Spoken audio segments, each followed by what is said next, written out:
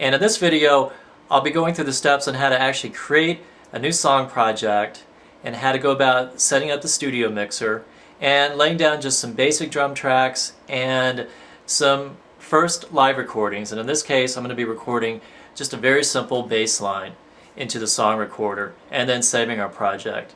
So to begin, let's create a new song. So we'll go F1 song list. The easiest way to create a new song is simply to load an empty song. So we'll begin by loading our next empty song in our list. Click F7 or OK to confirm, and now we're ready to go. So if you watched the previous video on using the Fantom-G studio mode, you know that we need to go in and set up our studio mode for a new session. So to do that, we'll go to User, make sure User is selected, and I'll choose an empty studio set, in this case number 10. Alright, and then we want to assign a sound to the internal part that we want to record. In this case I'm going to start with drums, so I'm going to select part 10, go to F1 patch list, and let's choose a drum kit. In this case I'll choose just a standard rock kit.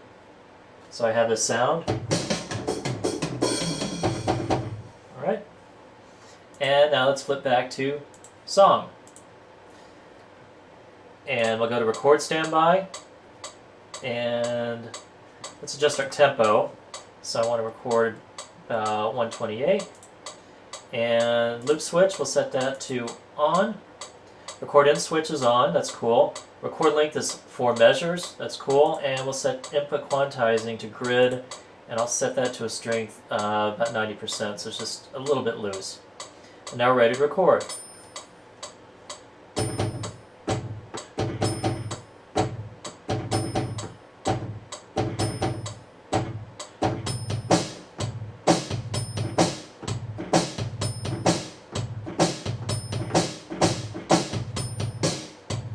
And hit stop, confirm that you want to save the take, and this is what we have.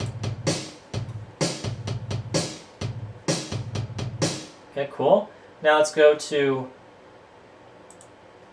our next track, track 2, and let's record some hi-hat.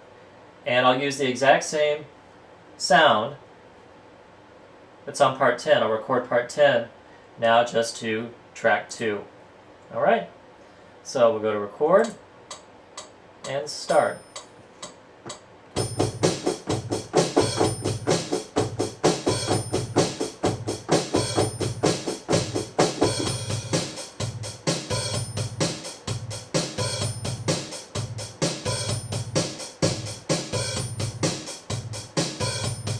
Okay, that's cool, and we'll hit OK to confirm that. And now let's record. I want to record a percussion sound to track 3. So let's go back to studio, go to now part 11, and let's choose a different sound. Let's choose from our rhythm set a classic 80s clap. So we have this sound, and we'll record that. So let's go back to song, select track number 3, and let's lay down that part.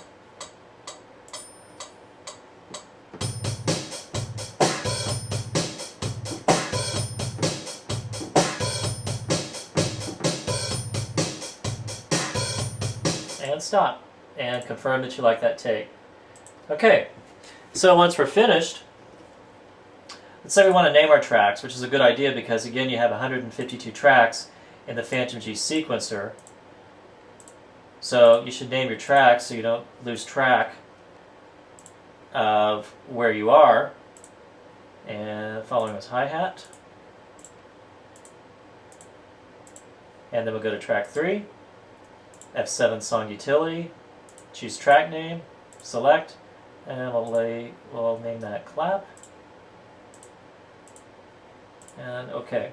And I'm going to be recording my bass guitar into the Fantom-G. So where I want to go to do that is I want to first go to the input settings screen. Make sure I have the correct input selected for my guitar. And if I want to record with effects, I can go over to the input effects, turn those on, and record with an effect on the input. In this case, I'm going to choose the compressor. And when I'm ready to record guitar, all I have to do is hit record, get my record standby screen. I can check my audio levels. Okay. And solo with effects means I want to record with effects. How long of a count-in do I want? I want 2 measures. And I'm also going to set the record in switch to on, so the Fantom-G will take itself out of record after 4 bars. And here we go.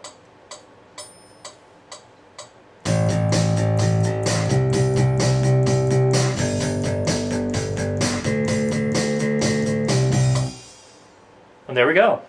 All right. Now if I want to adjust my volumes of my tracks, I do that in the studio mixer. So go back to Studio Play, and here's my input mixer for my drums. My 2 drum parts are right here. So if I put the Fantom-G in play,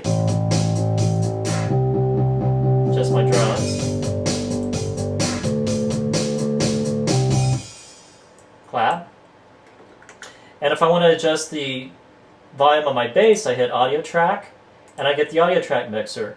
And the Audio Track mixer is really easy to understand because you have 24 tracks of audio that you can record, so every channel strip corresponds to a track number in the Fantom-G's song recorder. So track number 1 corresponds to channel strip number 1. So if I go to channel strip number 1, pull down the level, adjust the level.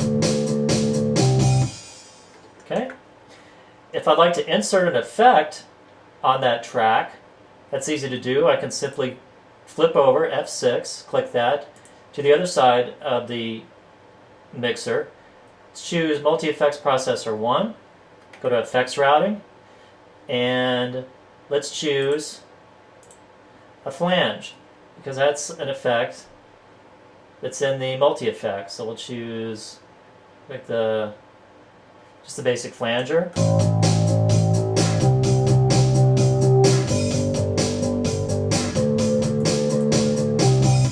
Okay. And then we can go back to our song and listen back.